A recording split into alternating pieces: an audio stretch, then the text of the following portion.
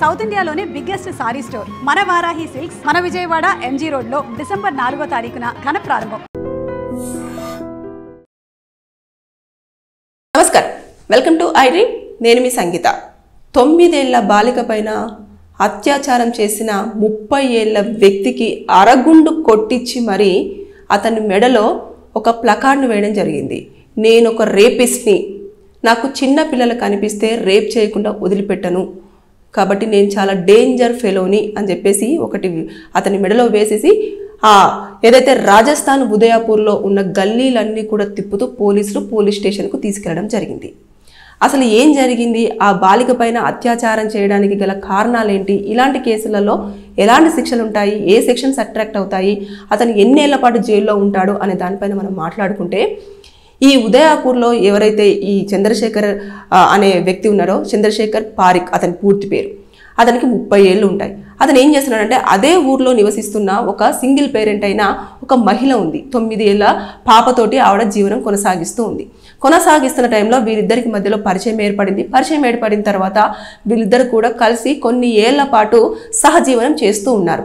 ఈ 9 ఏళ్ల పాప పైన ఇతనికి ఎప్పటి నుంచి వెళ్ళి ఇంట్రెస్ట్ ఉందో తెలియదు, కానీ ఒకరోజు తల్లి ఎవరైతే ఉన్నారో తను, నేను బయటికి వెళ్తున్నాను, పాప ఇంట్లోనే ఉంది చూసుకోండి అని చెప్పేసి ఆవిడ బయటికి వెళ్ళడం జరిగింది. బయటికి వెళ్ళిన నేపథ్యంలో ఇతను వచ్చేసరికి కనిపించకుండా పోయాడు. అంతేకాకుండా పాప కూడా చాలా దీన స్థితిలో పడిపోయి ఉంది. పాపను లేపి అడిగిన తర్వాత జరిగిన అఘాయిత్యం గురించి చెప్పగానే ఇమీడియట్గా ఆవిడ పాపను వెంటనే అలాగే తీసుకువెళ్ళేసి పోలీస్ స్టేషన్లో పాప పైన ఇలా అఘాయిత్యం చేశాడని చెప్పేసి అతని ఫోటో చూపించేసి అతని పేరు అన్ని డీటెయిల్స్ అన్ని ఇచ్చిన తర్వాత ఇమీడియట్గా పోక్సో కేసు అనేది ఫైల్ చేయడం, పోక్సో కేసు కింద ఎఫ్ఐఆర్ ఫైల్ చేయడం జరిగింది.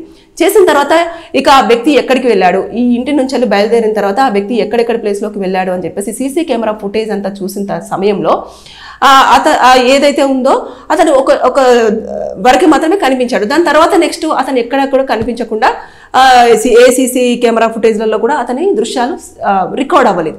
అరే అదేంటి అని చెప్పేసి వాళ్ళు చాలా వరకు వెతకంగా అతను ఏం చేశాడు అంటే, ఈ మహిళ ఎవరైతే ఉన్నారో ఆ మహిళకు సంబంధించిన 2 డ్రెస్సులు తీసేసుకొని బయటికి వెళ్ళిపోయి ఆడవారి వేషంలో పోలీసుల కన్నుగప్పి ఎవరికి దొరకకుండా అదే జనాల మధ్యలో కూడా తిరగడం జరుగుతుంది. ఎందుకంటే అతను చేసింది తప్పు, ఖచ్చితంగా పోలీసులు అతని కోసం వెతుకుతారు, అతనికి పనిష్మెంట్ పడుతుంది అని చెప్పేసి అతనికి తెలిసిన నేపథ్యంలో ఇలా పకడ్బందీగా పోలీసులకు దొరకకూడదు అని చెప్పేసి అతను ఆడవారి డ్రెస్ వేసుకొని, అంటే ఆ మహిళకు సంబంధించిన చూడిదార్ డ్రెస్ వేసుకొని ఇంకా తిరుగుతూ ఉన్నాడు.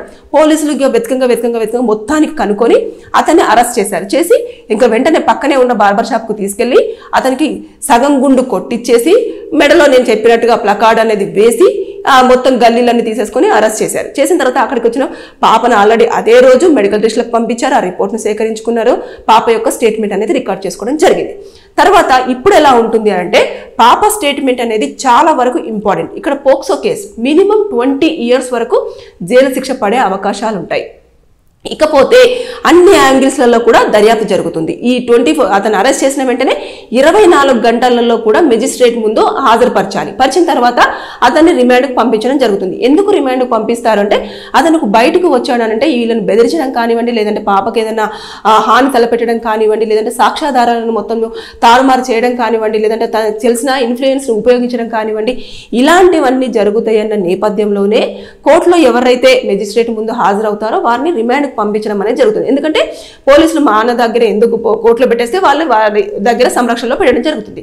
ఇక తర్వాత ఏమవుతుందంటే, పోలీసులు మొత్తం పూర్తి స్థాయిలో ఎంక్వైరీ చేస్తారు. ఏంటంటే వీరిద్దరు కూడా ఎప్పటి నుంచి లివింగ్ రిలేషన్షిప్లో ఉండడం జరుగుతుంది, ఇక పాప యొక్క విషయంలో ఎలా ఉండేవాడు, పాపను చుట్టుపక్కల వాళ్ళు చూసినప్పుడు ఇతని బిహేవియర్ ఎలా ఉండేది, దాంతోపాటు అతనికి పెళ్ళయిందా, పెళ్ళైతే భార్య విషయంలో ఎలా ఉండేవాడు, ఇవన్నీ పూర్తి స్థాయిలో అంతేకాకుండా ఆ రోజు వాళ్ళు ఎన్ని సంవత్సరాల నుంచి కలిసి ఉంటున్నప్పటికీ ఆ రోజు అఘాయిత్యం జరగడానికి ముందు తల్లి బయటికి వెళ్ళింది అంటే వీరిద్దరు ముందుగానే ఏమైనా అనుకున్నారా, ఇదేమైనా ప్లాన్ ప్రకారంగా జరిగిందా, తల్లి యొక్క హస్తం ఏమైనా ఉందా, ఇవన్నీ స్థాయిలో దర్యాప్తు జరుగుతుంది. అసలు ఏ ఒక్క యాంగిల్ని కూడా పోలీసులు ఇలాంటి మైనర్స్ పైన జరిగిన అత్యాచారాల విషయాలలో వదిలిపెట్టే ఛాన్సే లేదు.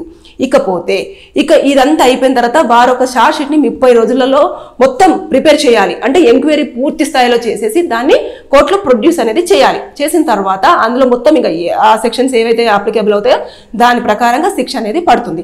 ఇక కోర్టులో ఎలా ఉంటుందంటే ఎప్పుడైతే వచ్చిన తర్వాత పాపను పిలిచేసి ఎవరు లేని సమక్షంలో జడ్జి గారు, అడ్వకేట్ గారు, పాపకు సంబంధించిన ఒక వ్యక్తి పాప వీళ్ళు ఉంటారు. ఉన్న తర్వాత ఆన్ కెమెరాలో పాప యొక్క సంబంధించి మొత్తం అడుగుతారు అన్నట్టు. ఆ రోజు ఏం జరిగింది, ఎలా దాడి చేశాడు, ఎలా అత్యాచారం చేయడానికి ప్రయత్నం చేశాడు అనేది చాలా సాఫ్ట్గా, అంటే చాలా చిన్న పాప 9 years బేబీ కాబట్టి వాళ్ళను చాలా కూల్గా నాన్న ఏం జరిగింది ఆ రోజు, ఎలా జరిగిందని చెప్పేసి తన యొక్క స్టేట్మెంట్ అనేది కోర్టులో చాలా వరకు ఇంపార్టెంట్గా ఉండడం జరుగుతుంది.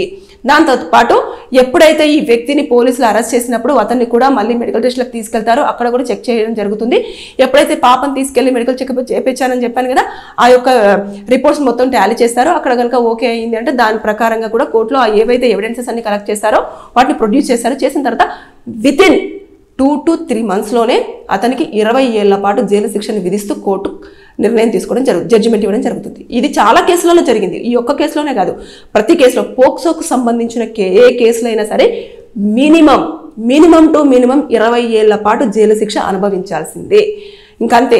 ఎందుకంటే ఏ స్టేట్కి సంబంధించిన కోర్టులైనా పర్వాలేదు, చిన్న పిల్లల విషయంలో ఇలా అత్యాచారాలకు ఎవరైతే పాల్పడుతున్నారో వారికి ఖచ్చితంగా పనిష్మెంట్ ఉండాలి అన్న ధోరణిలోనే ఆలోచించడం జరుగుతుంది. ఎందుకంటే అభం శుభం తెలియని చిన్న పిల్లలు వారికి అసలు ఏమీ తెలియదు. పాపం చాలా ప్రేమగా మాట్లాడితే ప్రేమగా ఉంటారు. ఇలాంటివన్నీ అలాంటి వారి విషయంలో ఇంత దారుణమైన, అంటే ఆ పాప ఆ టైంలో ఎంత నరకం అనుభవించి ఉంటుంది, ఎంత స్ట్రగుల్ అయి ఉంటుంది, ఎంత మానసిక ఒత్తిడికి గురై ఉంటుంది. ఇలాంటి సిచ్యువేషన్స్ ఉంటాయి కాబట్టి వాటిని అన్నింటినీ కూడా క్యాలిక్యులేషన్ చేసి అప్పుడు వారికి యొక్క ఏదైతే ఉంటుందో దాన్ని ఇమీడియట్గా ఒకప్పటిలాగా వాళ్ళు బెయిల్ మీద వచ్చినా లేకపోతే దేని మీద వచ్చినా సరే సంవత్సరాలు గడపట్లేదు.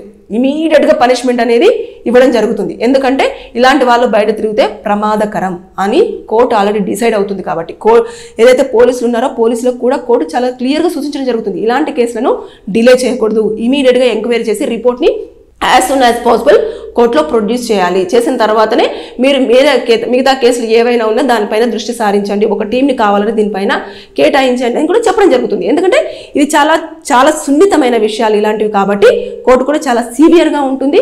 జడ్జెస్ దీనిపైన కూడా నిర్ణయాలు అంటే ఏదైతే తీర్పు ఉంటుందో అన్ని ఎవిడెన్సెస్ అన్ని చూసిన తర్వాత ఆ తీర్పు కూడా చాలా కీలకంగా మారుతుంది. ఇలాంటి విషయాలలో అసలు నో ఎక్స్క్యూజెస్, అసలు ఇంకా పనిష్మెంట్ అనేది తక్కువ ఉండే ఛాన్సెస్ లేదు.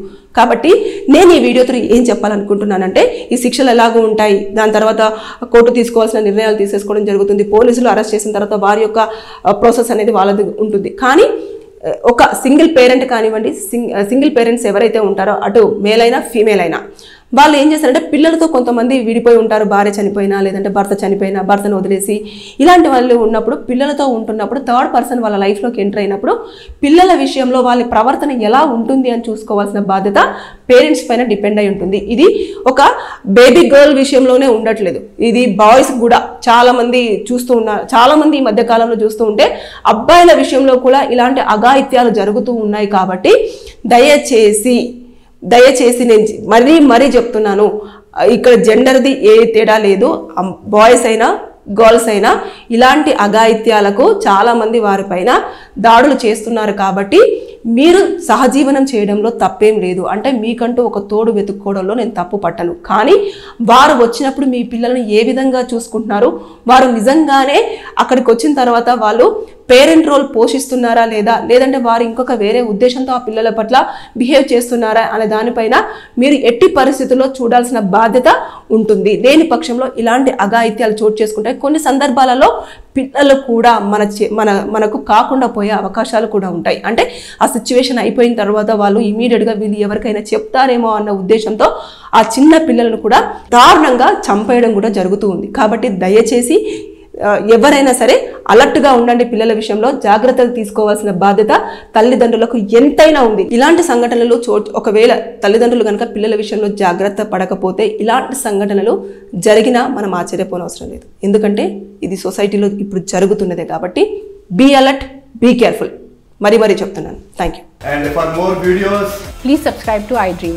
Please subscribe to iDream. Please subscribe iDream. And please subscribe to iDream. For more videos, subscribe to iDream. please like, share and subscribe to the channel. Congratulations, iDream. Subscribe to iDream. Subscribe to iDream. So subscribe to iDream Media.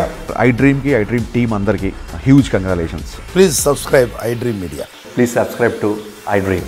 Subscribe iDream. Please subscribe to iDream. iDream అంటే నా కళల ఛానల్ను subscribe చేసుకున్న నోరు తిరుగుతలేదు మీరైతే గంట గుర్తు కొట్టండి. For more such videos, please subscribe to iDream. Subscribe to iDream. Please subscribe to iDream. Please subscribe iDream Media. Please do subscribe to iDream. Please subscribe to iDream Media. For best entertainment and information, please subscribe iDream. And don't forget to subscribe to iDream.